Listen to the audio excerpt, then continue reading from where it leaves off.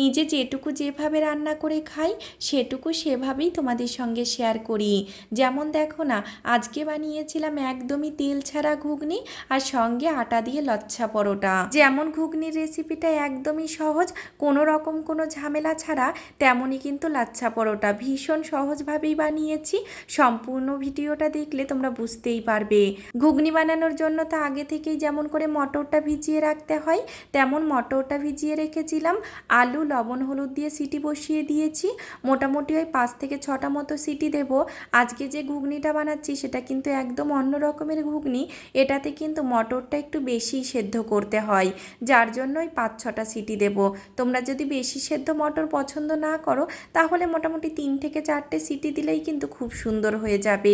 ওদিকে আমি মশলাটাও পেস্ট করে নিয়েছি, একবারে সমস্ত মশলাই পেস্ট করে নিয়েছি, কোনো রকম কোনো কাটা মশলার ব্যবহার করছি না। কড়াইতে দিয়ে দিয়েছি প্রথমে বেশ খানিকটা বাটার, তার মধ্যে তেজপাতা শুকনো লঙ্কার সামান্য একটু জিরে দিয়ে একটু নাড়াচাড়া করে যে বাটা মশলাটা ছিল সেটা দিয়ে দিয়েছি। বাটা মশলাটা কিন্তু খুব বেশি সময় কষাতে হবে না, মোটামুটি ঢাকা দিয়ে নাড়াচাড়া করে কাঁচা গন্ধটা চলে গেলেই মটর সহ জল সহ সমস্ত কিছু ঢেলে দিতে হবে।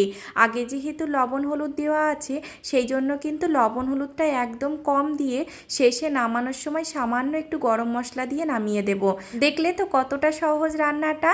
এইভাবে ঘুগনি খেতে কিন্তু আমার বর ভীষণ পছন্দ করে, সেই জন্য ঘুগনি করলে বেশিরভাগ সময় এইভাবেই করি। বেশি তেল মশলাও যায় না, সঙ্গে সঙ্গে ভীষণ টেস্টিও হয়। আর সঙ্গে তো বলেই দিয়েছি আটা দিয়ে লাচ্ছা পরোটা বানাবো।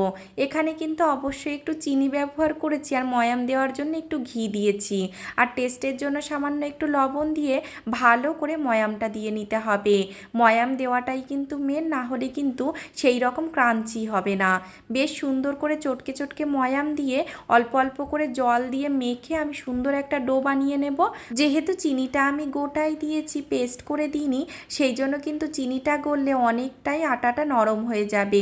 তো আটাটা একটু শক্ত করে মাখতে হবে আর মোটামুটি 1 থেকে 1.5 ঘন্টা মতো রেস্টে রাখতে হবে। আটাটাকে খুব সুন্দর করে মেখে একদম শেষে দেখো আমি একটু সাদা তেল দিয়ে দিয়েছি। এভাবে করলে ওপরটা খুব সুন্দর সফট থাকে আর আটাটাও খুব সুন্দর সফট হয়ে যায়।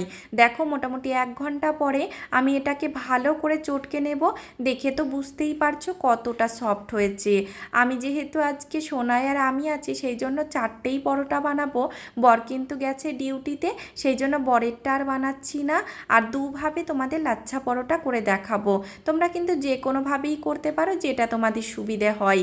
আমার একটু বেলতে অসুবিধে হচ্ছিল, যেহেতু ওই ফোনের স্ট্যান্ডটা রয়েছে, মানে ভিডিও করার জন্য স্ট্যান্ডটা আমি রেখেছি, সেই জন্য কিন্তু বেলতে একটু অসুবিধে হচ্ছিল, যার জন্য খুব একটা গোল হয়নি।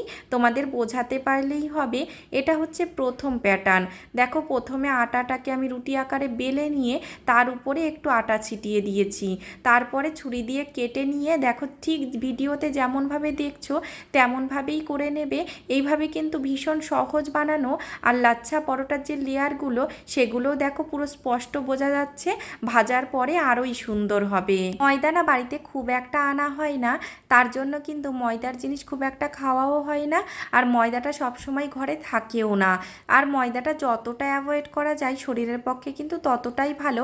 তাই বলে কি আর ভালো কিছু খাবো না, এভাবেও কিন্তু আটা দিয়ে খুব সুন্দরভাবে লাচ্ছা পরোটা বলো, রুটি বলো বা নান বলো, যেটাই বলো না কেন, খুব সুন্দরভাবে বানিয়ে খাওয়া যায়। স্বাদও কিন্তু ভীষণ ভালো হয়।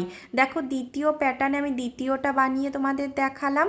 প্রথমটা তো একভাবে বানিয়েছি, আর দ্বিতীয়টা যেমন শাড়িতে কুচি দেওয়া হয় সেইভাবে বানিয়েছি। দুটোই কিন্তু ভীষণ সহজ, তোমরা তোমাদের মতো করে যেটা পছন্দ সেভাবেই বানিয়ে নিতে পারো।